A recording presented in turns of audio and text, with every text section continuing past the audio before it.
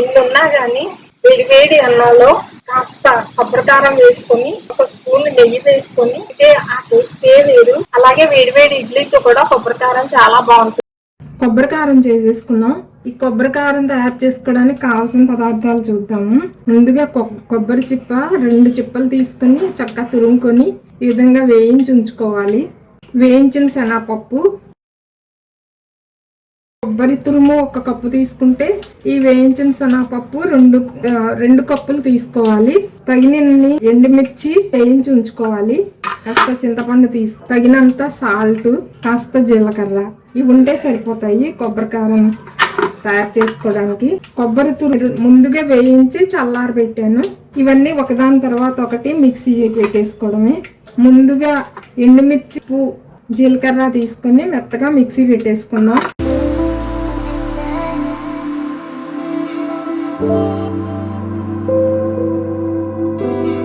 ముందుగా కొబ్బరి మిక్సీ పట్టకపోతే పప్పు వేసిన తర్వాత కొబ్బరి బాగా నలగదు.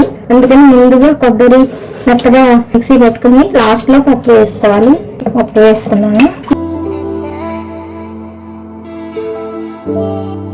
ఇప్పుడే మిక్సీ పెట్టాం కదా, కొంచెం వేడిగా ఉంది. ఇది చల్లారిన తర్వాత ఒక గాజు సీసాలో కానీ ఒక పిండాణి జాడీలో కానీ తీసుకొని స్టోర్ చేసుకుంటే కొద్ది రోజులు నిల్వ ఉంటుంది కూడా.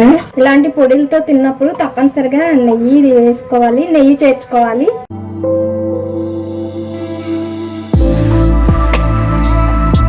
కలుపుతుంటేనే మంచి స్మెల్ వస్తుంది.